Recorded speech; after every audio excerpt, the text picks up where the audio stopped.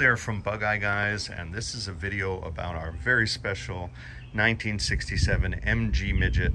And this is a particularly unusual car because I am quite confident it has 29,500 original miles. Now, we never make that claim. I have been told by countless British car owners that their car has original mileage, and I will just rarely, if ever, believe it because everybody makes that claim, but these speedometers can break and it's very difficult to verify. But in the case of this car, I feel like we have enough evidence to be certain that the car has 29,545 original miles. How can we tell? It's such a difficult thing to prove.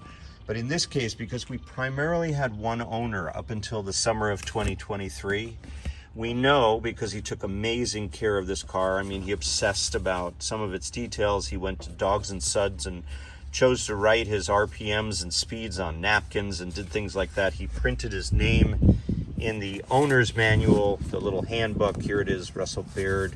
He also printed it in another copy of a Midget handbook, which is accurate. So he was meticulous in his records, or at least obsessive in his love for this car, and that's great.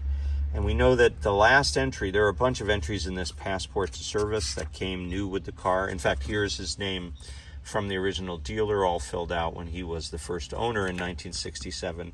But anyway, his last record was right there in 1979 with 28,800 miles. Now we have 29.5. So in the last 45 years, it's only gone 700 miles. Pretty amazing. So what happened during those 45 years? Well, in my opinion, the car sat. The car sat because the transmission, when we got it in the summer of 2023 on behalf of the second owner, the transmission wasn't working. And as many of us have had happen, life gets in the way. A car needs work, we don't deal with it, we put it aside, we put it in storage, we're gonna get to it one day. Unfortunately, Russell never got to it, and he passed away, and his wife sold the car on Bring a Trailer, or a representative of his widow, that is, sold the car on Bring a Trailer in 2023. So we still have this missing 45 years. Why am I so confident that the car didn't go 100,000 miles and it's 130,000 in those 45 years? Well, there are a bunch of clues. The car came to us last summer, or the summer of 2023, the original wire wheels and one gold seal Dunlop tire, and there is no way that tire went 130,000 miles. The other three bias plies that were on the car at the time were replacements, but they were ancient, and there's no way the car had driven more than 30,000 miles with those tires on them. We have other things like the steering wheel, not just the lack of cracks here, but also the condition of the rim.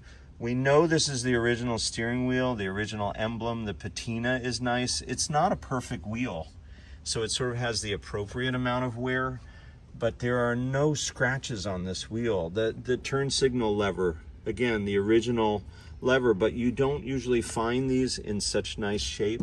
The door hinges, you wouldn't have a door that's this tight. Did somebody go in and change these? There's no way. Those are the original hinges. You wouldn't have a hinge pin that's this tight if it had 139,000 miles on it. Same with this gas pedal. These have been changed. Those are easy to change, but the pedal's original, and that's 30,000 miles of wear on the pedal. So there's all these clues. The felt bushings on these columns are almost always worn. We've had hundreds of Bug Eyes in here, and we're constantly fixing that because the nice tight ride and the steering is really enhanced when these bushings are in good shape. Well, these are fine. We did this 4-page massive restoration on the car, a refresh. There's more than 100 things that we fixed. The second owner gave us a blank check to make the car the ultimate driver for himself because he loved the story. There's this massive list of things that we did, and it didn't need the column bushings because the original ones were just fine. I've talked about the dashboard. These dashboards just get beat to death. The one thing that was beat up was there was a red shift tower here. The original one would have been white, so at some point Russ painted it red, but that was beat to death. So we put in a a much nicer paint job on a different tower and put that in because I thought that it needed that. But we'll provide the red tower. You see it in the old listing. So that's the one that was in the car when we got it. I just didn't think it looked very good, so we did change that. Other things that got changed, by the way, new rear wheel bearings, new leaf springs, of course. All the brakes were gone through, rotors and calipers. Also these spinners, by the way. This to me is 30,000 miles worth of hammering.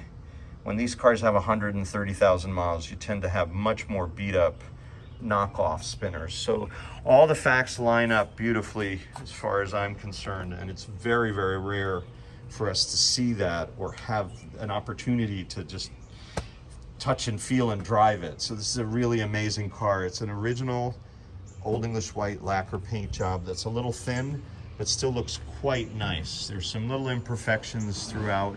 I would certainly just leave those alone. We have the sun on the backside and it shines good enough. I think it looks just perfect for what it is. And the trunk is also original, so there's not much to see in there. It's not rusty at all.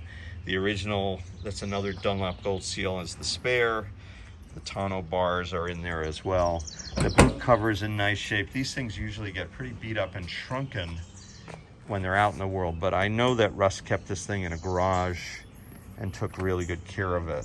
So what you have here is something you just never see, a verifiable original mileage car that's only gone 30,000 miles, and it's been made ready for you.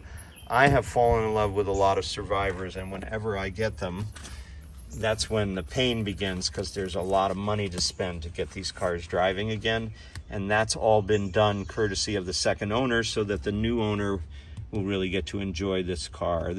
Another really cool thing here is this is the original folder that would have come with the MG logo still showing, and in this was the passport to service and also this great imprinted card. It says Russell Beard. It has his address that matches the other addresses. It has May 23rd, 67th when the car was purchased. It has the VIN number and the engine number, which is the correct engine, and it's still in the car, which matches the heritage certificate. So we have a lot to like that all fits together quite nicely. We did change these air filters because these breathe so beautifully and the car runs really well as a result. I don't like the run quality of the original filter assembly, but it will come with the car. If somebody wants that, they can put it on. We have K&N filter inserts for that assembly. That would be one way to try to restore the original look if that mattered to you. For Travis, the second owner, he didn't care. He just wanted the car to drive great. We accomplished that goal. Those are also, just now year-old or 2-year-old lever shocks with very little mileage on them. So a lot to love about this little midget. It'll be on Bring a Trailer this week. We're in June of 2025. And once the auction is complete, you'll be able to see what the market feels that this particular Survivor is worth, this unique story. And we're glad to share it with you here at Bug Eye Guys.